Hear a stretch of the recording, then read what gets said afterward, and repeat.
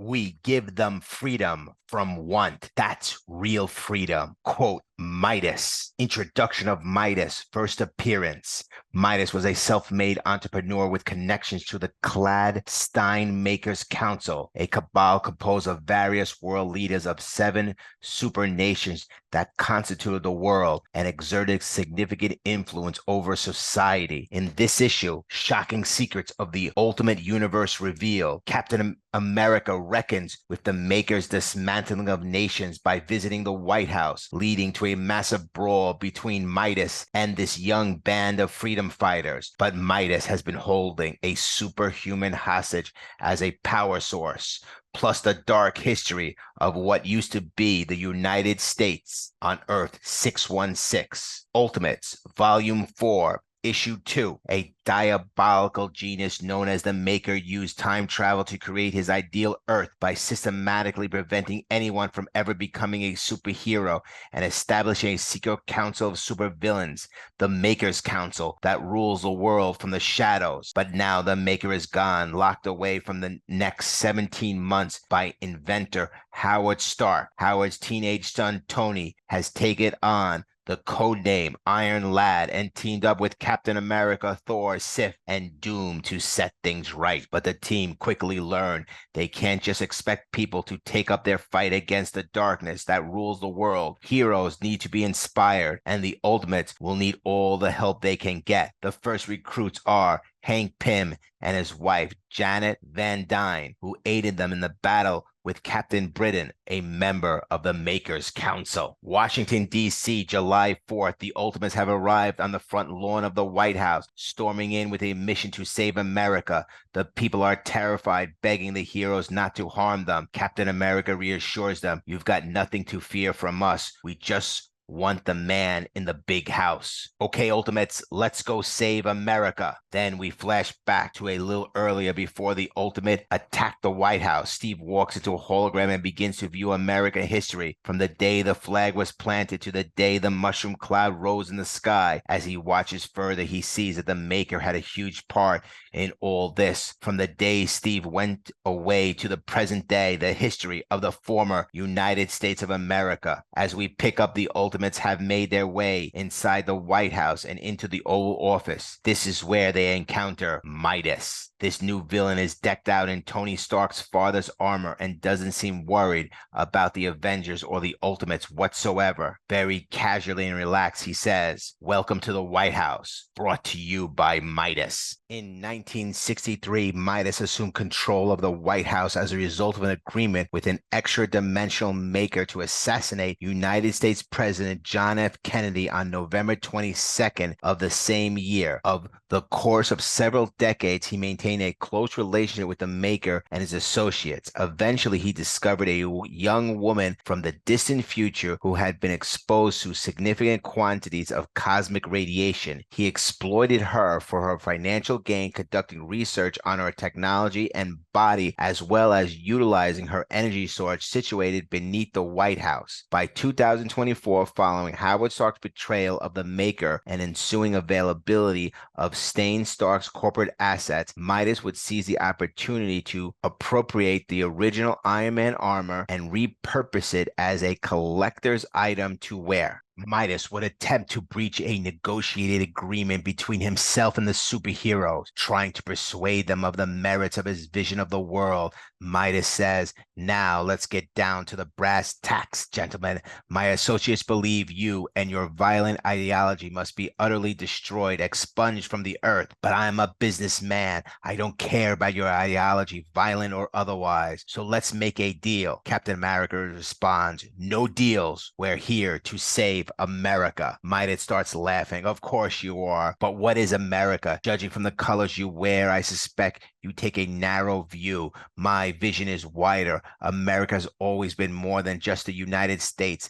Listen to these forgotten names: Central America, Latin America, Canada, the Caribbean, each with its own countries, flags, governments, and people separated by distance, language, and culture, and yet connected. What makes America? Commerce, Captain. That is the real America. The transmutation of things into capital. Midas, continues, now turning towards Iron Lad. The boy knows, don't you, boy? You know how much commission and capital matter. You understand that above politics and beyond sentiment, the fundamental exchange in its perfect medium is money. You fancy yourself an inventor, don't you? But money is man's greatest invention and its accumulation, man's noblest purpose. You must see that if you see anything at all, any order that has been obtained anywhere has been obtained in the pursuit of wealth. Captain America cuts in. You sure sound like the sound of your voice, don't you? Here's the deal. We know what you're doing in the basement, and we're putting a stop to it. So surrender or. Before Captain America can finish, Midas turns and blasts him right in the face. The battle begins as Midas blasts Iron Lad. Captain America quickly gets up, shield first, blocking blow after blow from the gold-plated Iron Man suit. Midas taunts, don't speak to me of America. Captain America yells, do it, Iron Lad. Iron Lad uses his chest arc reactor to blast a hole into the ground, knowing there was something hidden beneath the White House that needed to reach, some kind of weapon. However, when they get down there, they find something different. Most of the Avengers are covered in rubble as Captain America gets up and says, my God, the Ultimates knew there was something important hidden beneath the White House. Midas explains, beautiful, isn't she? My love, my good time gal, my bright and shining star. That's cosmic radiation all around her. She produces it naturally. I have bathed in her light for 1 hour per day, every day since we found her. She has changed me, as all great loves do. We believe she fell from the future, the victim of some sort of violent explosion, or perhaps escape gone wrong. We don't know much. She's never spoken to us, not one word, not even her name. Nevertheless, I'm an entrepreneur. I always find a way to turn a profit. With Iron Lad powered down and unable to do much, Midas targets Captain America, taunting him. You came to save this place, but you don't even know its true history. The people who discovered it, Cortez, Columbus, pirates, and warlords alike. And I don't see this as criticism. I see it as inspiration. As Captain America takes a brutal beating, Midas continues, your eyes are so swollen you can't see where we are. Slaves built this place, men and women brought and sold on the White House lawn. The United States was a fine idea for its time, but it served its purpose. We cut out what was difficult and kept only what was profitable. We gave them freedom. From what? That's real freedom. The United States of America is dead. Long live North American Union and its regional subsidiaries. Captain America, beaten down, gasps, free America. Midas then drops him to the floor, but just then the Wasp, having snuck in unnoticed, shatters the machine that Midas was using, breaking it apart in a flash of victory. As the machine shatters, the individual trapped inside is finally able to break free. Whoever this girl is, she is now liberated, and Midas shouts, no! Iron Lad, powerless and struggling against Midas, finds himself nearly helpless, while Wasp proves to be little more than an annoyance.